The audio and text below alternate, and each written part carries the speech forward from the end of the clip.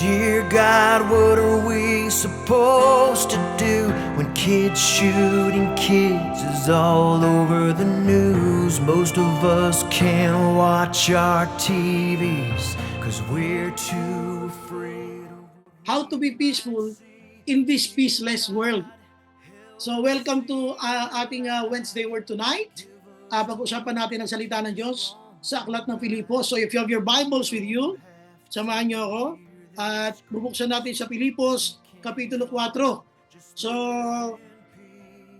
Philippians chapter 4, pag-uusapan natin dito is how to be peaceful in this peaceless world. Paano ba maging mapayapa sa mundong walang kapayapaan? So if you have your Bibles with you, samahan niyo ako sa Philippians chapter 4. Start tayo ng verse 4 hanggang verse 9.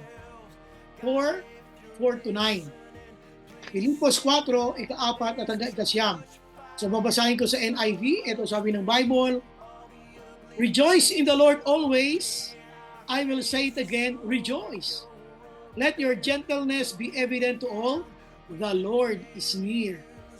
Do not be anxious about anything, but in every situation by prayer and petition, with thanksgiving, present your requests to God. And the peace of God, ito yung kapayapaan, and the peace of God which transcends all understanding will guard your hearts and your minds in Christ Jesus. Finally, brothers and sisters, whatever is true, whatever is noble, whatever is right, whatever is pure, whatever is lovely, whatever is admirable, if anything is excellent or praiseworthy, think about such things. So whatever you have learned or received or heard from me or seen in me, put it into practice. Sabi niya, nasasabi niya rito, and the God of peace will be with you. So pray tayo. Paano ba natin makakamit, mararanasan ang kapayapaan sa mundong walang kapayapaan? At sabihin nga natin, kahit mga Kristiyano tayo, nakakaranas tayong mag-alala, nakakaranas tayong matakot, nakakaranas tayo ng mag-isip ng mga bagay negatibo sa panahon dapat ang iniisip natin ay mga positibo. So shall we bow our heads please? Let us pray. Tayo manalangin. Dear God, we thank you for tonight. Thank you Lord for the privilege of being a part of your ministry, katulad ng Wednesday Word. Thank you Lord for enlightening every one of us na yung mga anak, na yung mga manggagawa na ang oras na ito ay dapat para sa iyo lang talaga. Lord, help us Lord na sa aming pag-aaral, ang aming pong isipan ay buksan nyo.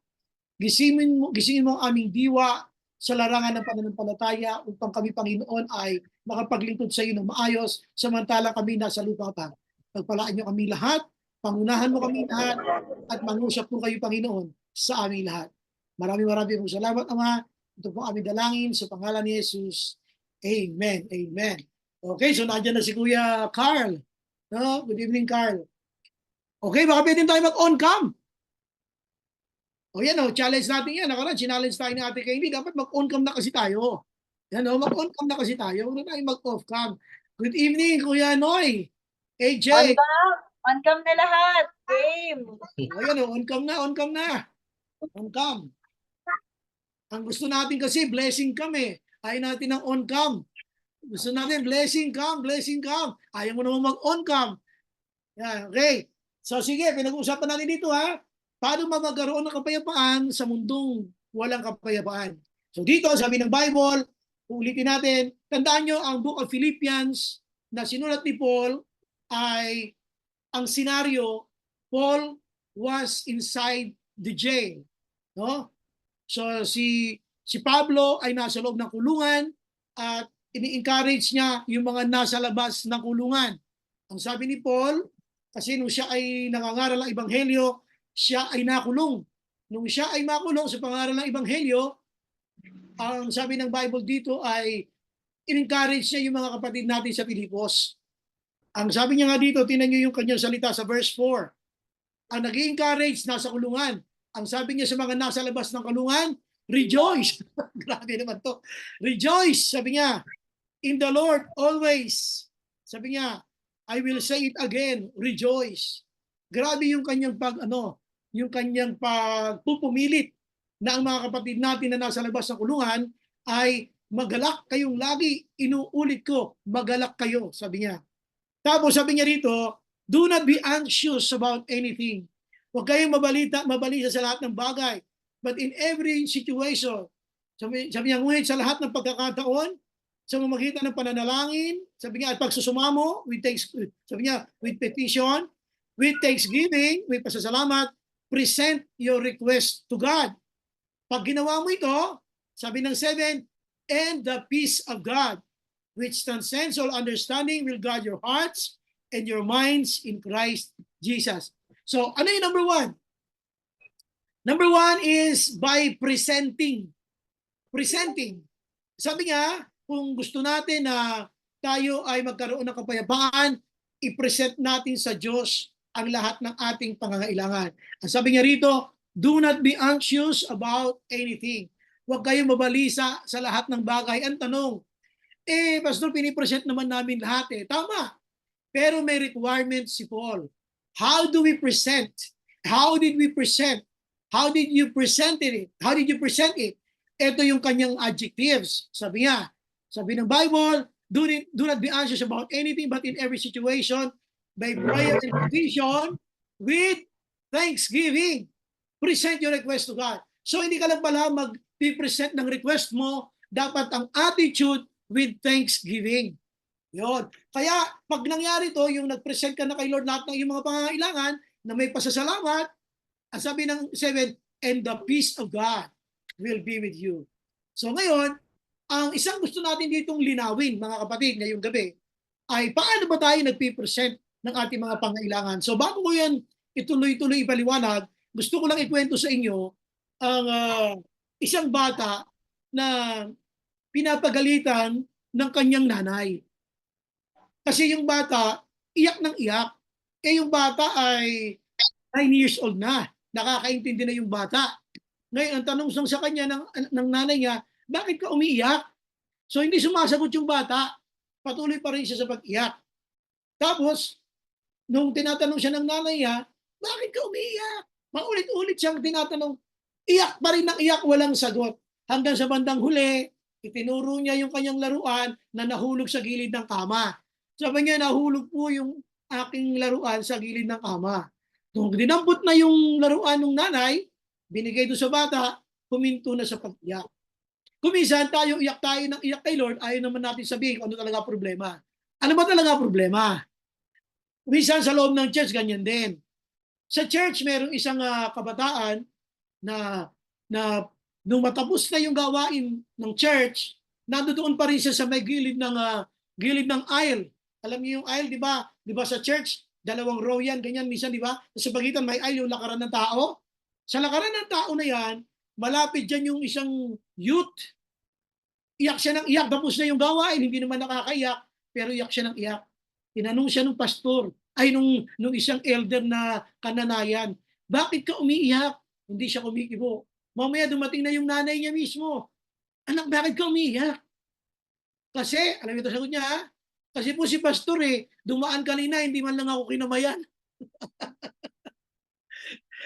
Nakakatawa, di ba?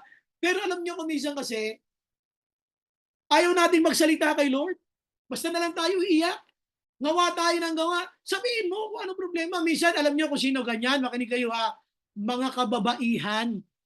Tampo ng tampo. Hindi alam ni mister. Ano ba ang pinagdadabog mo? Tapos kung kailan mo tinanong ano ba pinagdadabog mo? Lalong nahulog yung isang pinggan. Lalong lumipad yung isang kaldero. Ano ba? Ano pinagdadabog mo? Bakit ba? Lalong nagwawala. Dabog ng dabog. Alam niyo mga misis, ang mga mister, hindi ho yan mga manghuhula. Magsalita ho kayo kung ano problema. Sabihin po ninyo kung naiinis ka ba kasi ikaw hindi ka makatulog, mister mo hilik ng hilik.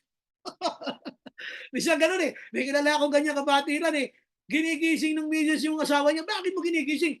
Naiingit ako, siya hilik ng hilik. Ako, di ako makatulog Ay, naku, nangyayari lang yan kapag ka malakas maghilik. Minsan kasi, may mga mister na pag naghilik, parang may kasama kang baka sa loob ng kwarto. Ganun talaga Nangyayari talaga Well, hindi naman namin alam yon. Nalalaman na lang namin pagka ini-record na at saka binidyo. Now, the only question kaya ko ito sinasabi, How do you present your request to God? Sometimes, alam nyo, kung mag-request tayo kay Lord, parang tingin natin, parang taxi driver si Lord. Eh. Excuse lang, inom lang ako ng water.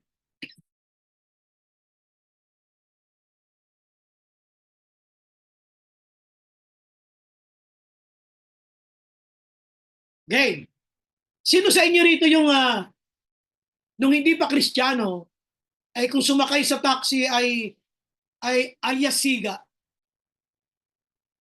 Yung tatanungin ka ng driver na, saan po kayo? Saan po kayo? Sige, diretso mo. Yung mga ganung banat ng mga pasahero. Minsan ganun tayo eh. Sige, diretso mo kasi nga may pambayad ka. Akala mo kung sino ka siga eh. Alam nyo ba? Kung minsan ganyan tayo kay Lord. Alam nyo sabi ni Paul, when you present your request to God, there must be thanksgiving. Lord, salamat po. Meron po akong Diyos na nalalapitan sa panahon ng kagipitan. Dapat ganun eh. Hindi eh. Kung minsan pag lumapit tayo eh, parang pasinghal pa tayo at sinusumbatan natin si Lord eh. Lord, ano ba? Hindi ba alam ang problema ko? Di ba alam mo ang problema ko? At kailangan ba ako mag-pray?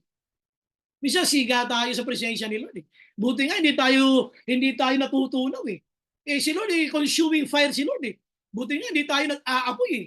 Ha? Buti na lang, hindi na lang tayo basta-basta nabubuhal eh. Alam niyo sabi ni Paul, when you present your request to God, the attitude must be with thanksgiving. No, sana pag nanalangin tayo sa Panginoon, salamat po kasi nakilala po kita. Salamat po, meron akong Diyos na nalalapitan. Alam ko po, Panginoon, na kayo po ay ang pinili nyo lamang, ang bansang Israel. Pero dahil sa iyong biyaya, nakarating po sa amin, Panginoon, ng kaligtasan. Dapat punong-puno ka ng gratefulness. Yung matinding pasasalamat sa Diyos na meron tayong Diyos na nakikinig sa atin at nakahandang magbigay ng tulong sa panahon na tayo ay nangangailangan ng tulong. Kaya sabi niya, present your request to God with thanksgiving. Yung with thanksgiving, nawawala yan eh. Lalo na pagka yung may mga unpleasant na nangyari sa atin. Ang tingin kasi natin, si Lord ay para bang waiter na kung utusan natin, ganun na lang. Subukin nating sukatin yung ating pananalangin. How do we present your request to God? Totoo, alam ng Diyos yan. Pero meron ba talaga itong sinasabi na with thanksgiving? Tingnan nyo, sabi ng Bible, basahin natin ha. Do not be anxious about anything. Sabi niya, wag kang maging balisa sa lahat ng bagay. Subalit sa lahat ng pagkakataon, sa magitan ng pananalangin, sabi niya, at pagsusumamo, with thanksgiving. Grabe yung prayer mo ha, with thanksgiving. Present your request to God. So presenting. Kaya lang when you present your request to God, pag sinabi mo kay Lord yung iyong request, dapat ang attitude with thanksgiving. Kailan ka nanalangin sa Panginoon na punong-puno ka ng pagpapasalamat sa Diyos dahil meron kang Diyos na malalapitan. Sa inyong palagay, sa panahon ng mga kagipit ang dinaanan natin, paano kung wala tayong Diyos? Paano kung wala tayong malalapitan? Saan kaya tayo pupulutin? Alam naman natin sa panahon ng kagipitan, si Lord lang ang maaasahan. Pero kung umasta tayo, para tayo may mga entitlement eh. Na para bang si Diyos, pwede mong utus-utusan eh. Kaya nga sabi ng isang binabasa ko, sabi niya, when you come to God, sabi niya, when you come to God, report for duty, but don't command. Ang nangyayari, when you come to God, you command. You are commanding. You are not requesting. We are not even giving God our thanksgiving. Ang sabi niya rito, when you present your request to God, unang sinabi niya, with thanksgiving. Lord, salamat po. Merong Diyos na katulad mo na nagligtas sa akin, binigyan ako ng katubusan, at pagkatapos nun ako'y pinagpala. Lord, meron po akong kahilingan. Lord, salamat po, meron akong binababaan ng aking mga kabigatan. Di ba sa isang mag-asawa, kapag may problema si Mrs. o kaya si Mr., di ba pagka sinare mo sa kanya yung problema, kahit paano gumagaan kalooban mo? Kasi nga, meron kang sa salita ng mag-asawa, nahihingahan ng iyong mga kabigatan. Si Lord hindi lang nahihingahan ha, tandaan nyo ha, si Lord, pag sinabi mo sa kanya yung problema mo, hindi mo lang si Lord nahihingahan, nahihingian din. Hello? Si Lord hindi lang nahihingahan ha, nahihingian din. Kaya sana maintindihan natin yung attitude na sinasabi ni Paul, when you come to the Lord, dapat with thanksgiving. Be humble. Dapat mababang loob, Lord, salamat po. Kung hindi dahil sa iyo, Panginoon, siguro wala pong nangyari doon sa request ko sa iyo last year, last month. Ngayon po, Lord, please, always remind me that you are a good God, na mahal kami. Kaya Lord, sa oras na to, salamat po meron akong Diyos na nalalapitan. Dapat ganun, with thanksgiving. So, sana maintindihan natin yun na kung sabi ng Romans, kung naibigay ng Diyos Ama ang kaisa-isa niyang anak, kasama ang lahat ng bagay, hindi ba niya kayang ibigay ang lahat ng bagay kasama ng kanyang anak? Wow! Napakaganda ng challenge na yun. Romans 8:31 yan. Sabi ng Bible, kung naibigay ng Diyos Ama ang kanyang kaisang-isang anak, kasama ang lahat ng bagay na meron sa sanlibutan, hindi niya ba kayang ibigay, sabi niya, ang kanyang anak kasama ang lahat-lahat ng mga bagay na. Kumbaga, God can give everything to you. What God is asking now is how do you present your request to God? Ikaw ba nagpipresent ng request mo na bossy? Ikaw ba nagre-request ka ba kay Lord ng approval? O ikaw ba ay nagbibigay ng request kay Lord just to inform the Lord, not to ask for His approval?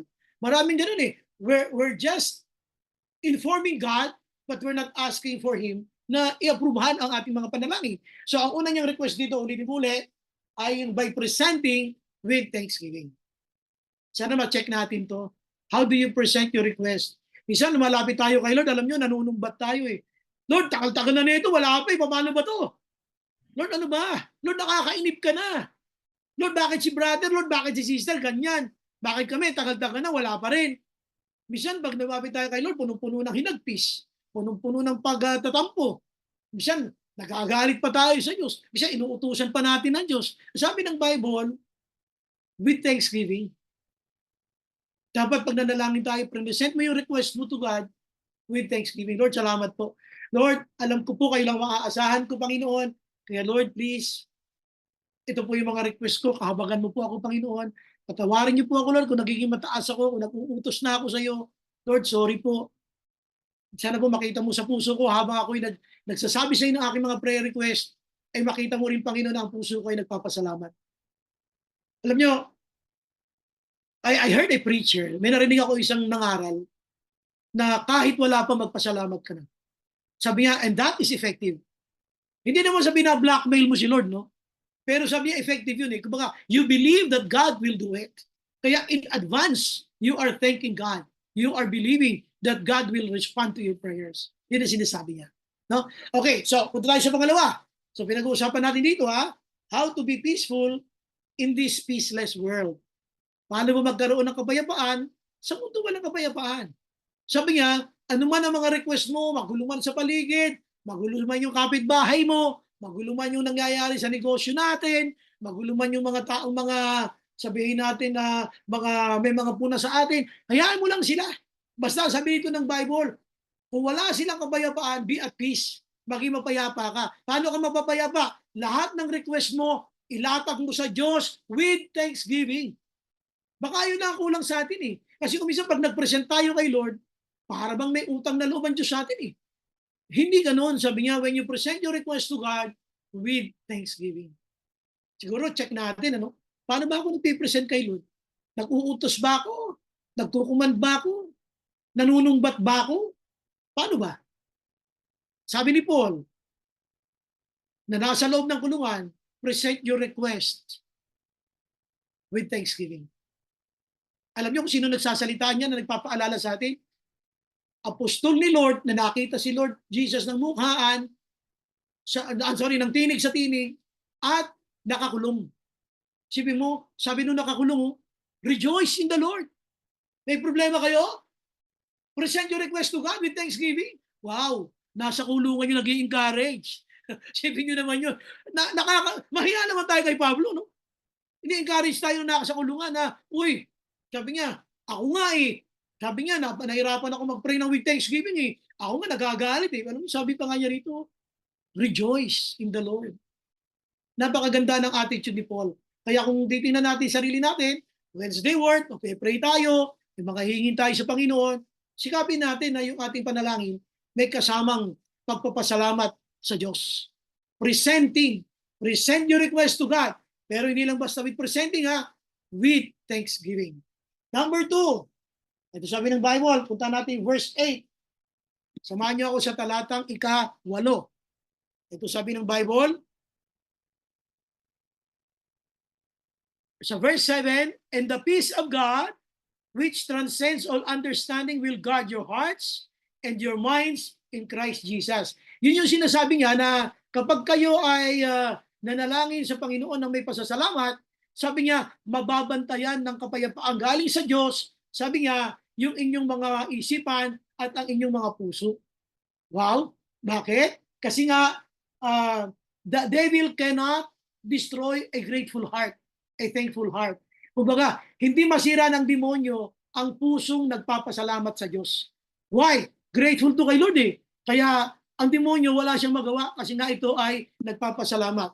May isang matandang babae, tuwing siya aalis ng bahay, siya ay nananalangin. Sa labas ng bahay niya, mayroong gate. Bago ka makarating sa gate, may garden siya. Doon sa garden niya, malinis yon, Bermuda grass, meron doong upuan. Doon sa upuan na yon, lumuluhod siya sa grass at yung upuan na yon, yun ang pinakapatungan ng kanyang braso at lagi siya nagdadasal bago siya umalis. Yung ganun ang kanyang ginagawa. So ngayon, one time nung siya ay nagpunta doon sa kanyang garden, siya ay nagpray.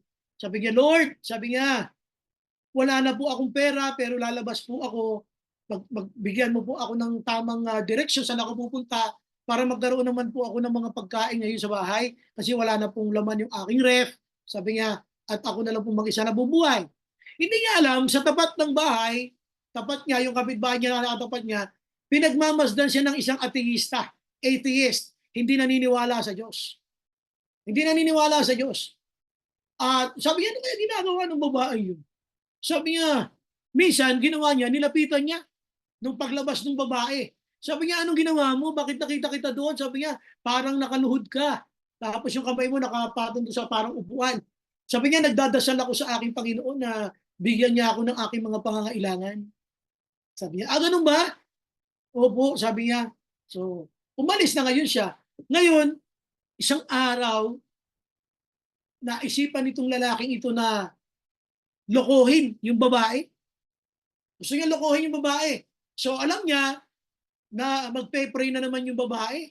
So ginawa niya, ang aga-aga, madilim pa, doon sa pintuan ng kanyang gate, ay kanyang iniwan ang mga groceries, may apples, at may mga pinamili siya. Ngayon, eto na nga, nakita nga niya, binantayan niya yung matandang babae, nag-pray nga doon sa garden uli. Muli na naman ang prayer niya, Lord, bigyan mo po ako ng grocery, wala na po akong pagkain. Alam niyo, paglabas niya doon sa gate, nakita niya yung mga oranges, may apples, at mayroong mga grocery. Tuwang-tuwa siya. Habang ipinapasok niya yun, sabi niya, tinanong siya nung kapitbahay niya sa harap, bilang tumakbo. Sabi niya, ano yung hawak-hawak mo? Ang totoo no, siya nagbigay. Sabi niya, sabi niya, may nagbigay nito sa akin, sabi niya, kasi sabi niya, dasal ako, nabigyan ako ni Lord ng aking mga pangangailangan ngayong araw na to. Sino ba nagbigay niyan? Hindi na mahalaga yun. Kasi ang prayer ko, kahit demonyo, utusan niya para bigyan ako ng pagkain. O isipin nyo nga, kasi ang prayer ko kay Lord, sabi niya, kahit demonyo, utusan niya para magkaroon ako ng pagkain. Di yari yung katapat niya. What I'm saying is this, it is true, even the devil God can command to be used para ipagpalain ang kanyang anak. Kaya ang sabi niya, huwag kayong mabalisa sa lahat ng pagkakataon. Sabihin mo kay Lord, ano ba problema? Huwag tayong iyak ng iyak. Tiyakin mo lang na yung puso mo with thanksgiving. Kaya sabihin mo sa katabi mo, kung may katabi ka, huwag ka iyak ng iyak. Sabihin mo kay Lord, ano ba problema? Tell God, what do you really need? Sabihin natin sa Panginoon. So, yun number 1, presenting. Number 2, yung sinabi ng verse 8. So, habang tayo nananalangin, sabi niya, sa lahat ng pagkakataon, sabi niya, kayo ay manalangin, tapos sabi niya, magpasalamat kayo sa Diyos, huwag kayong mababalisa. Tapos sa verse 8, ito sabi niya, finally, brothers and sisters, whatever is true, whatever is noble, whatever is right. Sabi niya kung ano man ang totoo, ano ang tama, kung ano ang kahanga-hanga, whatever is pure, ano man ang dalisay, ano man ang whatever is lovely, sabi niya, whatever is admirable, if anything is excellent or praiseworthy, kung ano man yung mga bagay na ikapagpupuri ng Diyos, sabi niya, think about such things. Dapat yun ang iniisip mo.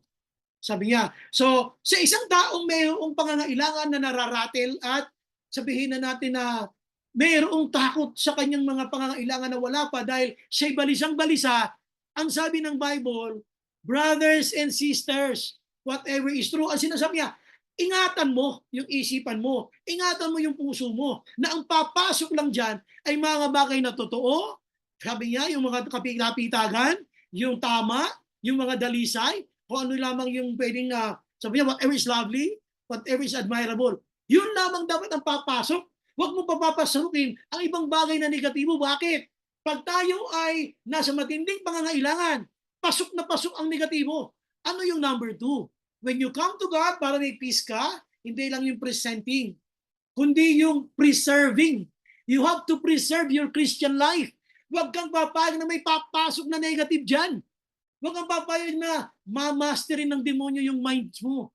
Kaya if you are a Christian and you have this what we call grateful heart, nananalangin ka with thanksgiving, hindi makakapasok ang demonyo eh. Bakit? Sabi ni Paul, sa lahat ng pagkakataon, kayo ay magpasalamat sa Diyos. Huwag kayo mababalisa sa lahat ng bagay sapagkat alam yan ng ating Panginoon. So ano yung number 2? Ito yung sakit natin. You have to preserve your mind. You have to preserve and guard your heart. Kasi pumapasok ang negatibo pag wala pa yung hinihingi natin na kung saan siyang naging dahilan kaya tayo nababalisa at natataranta. Ang sabi nga dito, finally brothers, whatever is pure, whatever is lovely, wow. Parang konti lang katulad ni Paul. Tayo pagka namumroblema na, lahat na naiisip natin. Lahat na nagagawa natin. At ang problema natin, patong-patong na negative. Alam niyo ba, a negative mind cannot produce a positive action. A negative mind cannot produce a positive action because the mind dictates. Kaya ka nga umaaray. Kaya ka umaaray, kaya ka nagre-respond. Subukan ninyong ang inyong kamay ay sabihin natin na o yung braso ay kurutin mo. Kurutin mo. Pag kinurut mo yan, tatakbo yan sa mind. Sasabihin ng mind, oy, umaray ka. Aray, sabihin mo, aray. Hindi agad yun yung pagpindot mo, aray. Mabilis lang yun. Magre-respond yung mind. Sabihin mo, aray. O di aray. Kaya minsan ang mind, sabi ko nga, playing field ng devil yan eh. Ayaw ng demonyo maging grateful ka sa Panginoon eh.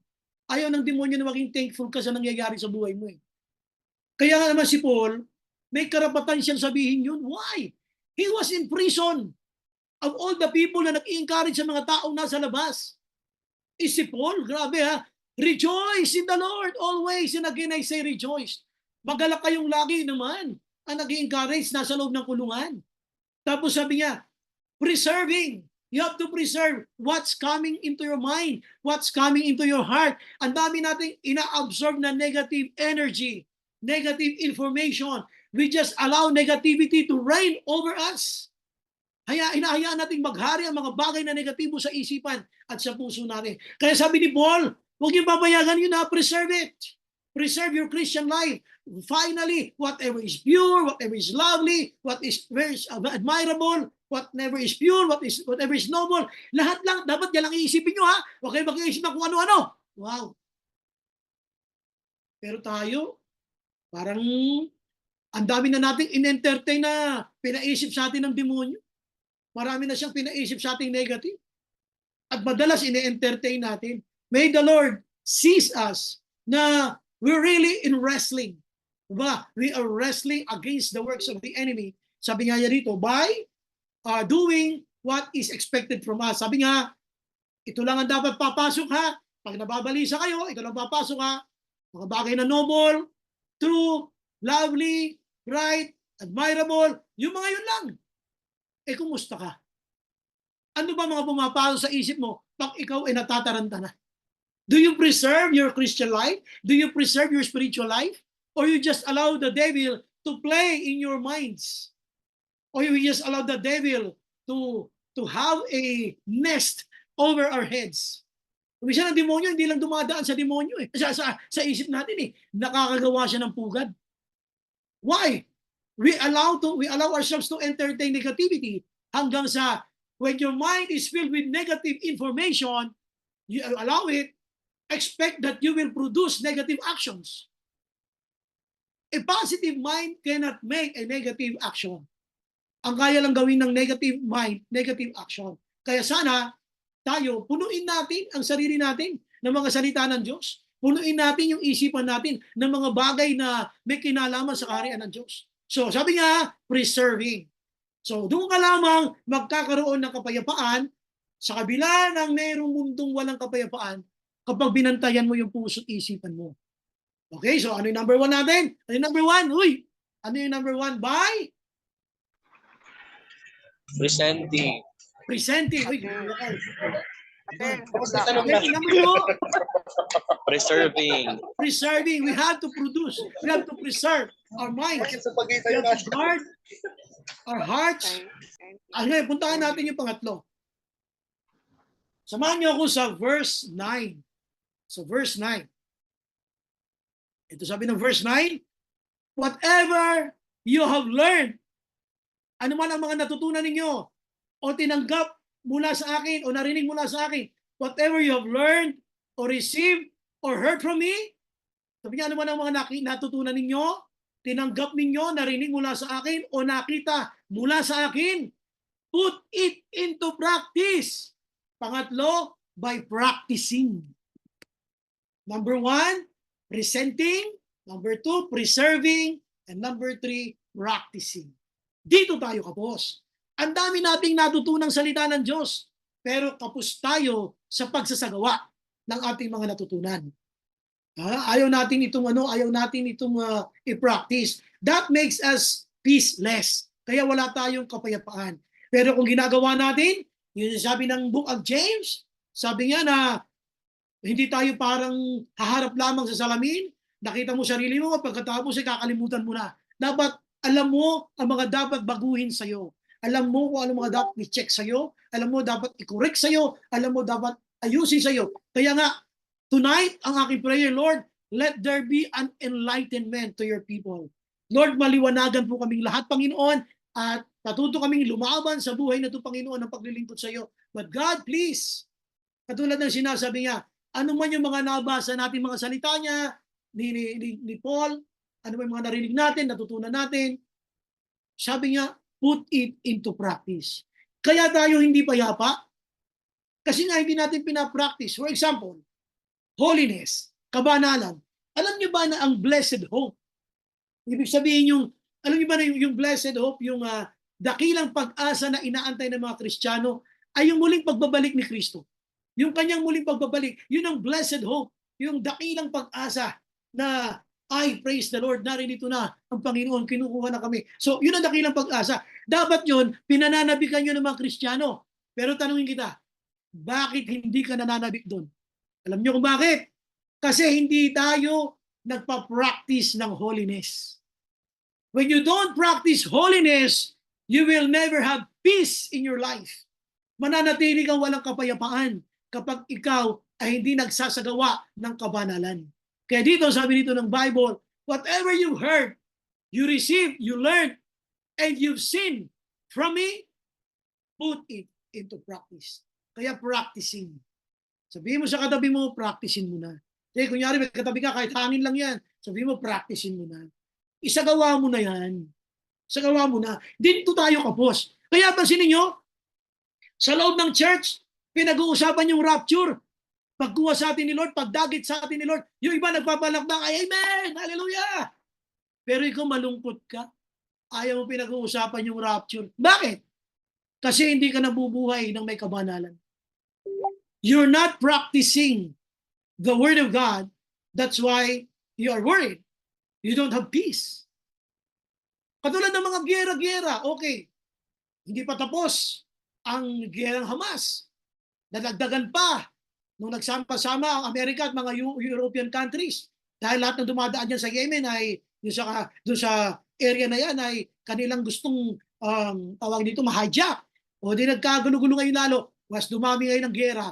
Anong point ko? Magkagulo-gulo man sa buong mundo, ang totoong Kristiyano mananatiling payapa pag isinasagawa niya ang mga utos ng salita ng Diyos. Kaya walang peace eh. Kaya walang peace. O sinasabi nila, alam mo, pagka ikaw ay nagsoli sa Panginoon ng iyong mga ikapu at nagsoli ka ng iyong mga, nagbigay ka ng offering, pagpapalain ka ni Lord. Yung iba nagpapatotoo ng resulta ng pagkakaloob na yun. Ikaw wala kang testimony. Wala kang peace. Naiinis ka ba pagka nakakarinig ka na may nagpapatotoo? Bakit sila ba pinagpapala ni Lord? Imbis na matuwa ka, may nagpapatotoo? Naiinis ka pa, bakit? Hindi mo kasi maranasan eh. Bakit nga? Kasi hindi mo pinapractice. You're not practicing it. That's why it's hard for you. Kaya dito gusto ko lang sabihin sa atin na Christians can be peaceful in this peaceless world if you only know the principles of the scripture. So ano sabi niya dito? Practicing. So ulitin ko lang, ano yung number 1? By presenting. Number 2, by preserving. And number 3, by practicing. Amen? Now, let's go to the conclusion of this message. Ano ba ang conclusion ng mensahe ito ng ating Panginoon? Tandaan nyo peace is not the absence of war. Ang kapayapaan ay hindi dahil walang giyera. Peace is in the presence of God. Ulitin ko peace is not the absence of war. Peace is in the presence of God. Ang kapayapaan ay hindi dahil wala ng giyera. Hindi dahil tapos na yung giyera. Ang kapayapaan ay nasa presensya ng Diyos. So Christians, mga kapatid, kamagagawa ko, JCIWC family, magulo ang mundo. Dito sa atin payapa, we are just in order. Pero ang daming kayo sa atin. Pansinin nyo, Senado, di sila magkasundo sila ng mga congressman dahil dyan sa People's Initiative na yan. Buti nga, pinatigil na ng Supreme Court, ng COMELEC, at saka ng ating Pangulo. Anong point ko? Magulo. Ang bansa natin magulo. We are just in order. Isabihin nyo, hindi mo lang kita kasi panlabas. Ilan na sa atin ang mga kilala mo mga Kristiyano na magugulo ang isipan. Hindi alam ang gagawin. They are looking for directions. Wala ka na ibang makukuha direction dyan. Dalawa lang. Si Lord at ang kanyang word. Yun lang ang direction dyan. Si Lord at ang kanyang word. At yung makahingi ka ng mga totoong gininto ang payo sa mga kilala mo mga Kristiyanong inirerespeto mo na who can guide you sa iyong kalagayan. So dito ulitin ko lang uli. Tandaan niyo ang conclusion natin peace is not the absence of war. Peace is in the presence of God. Amen. Good evening sa inyo lahat. Welcome sa ating Wednesday Word. Yan po ang mensahe ng ating Panginoon. Dear God, what are we supposed to do when kids shooting kids is all over the news? Most of us can't watch our TVs 'cause we're too afraid of what we might see. Dear God, help us see the light. Give us hope.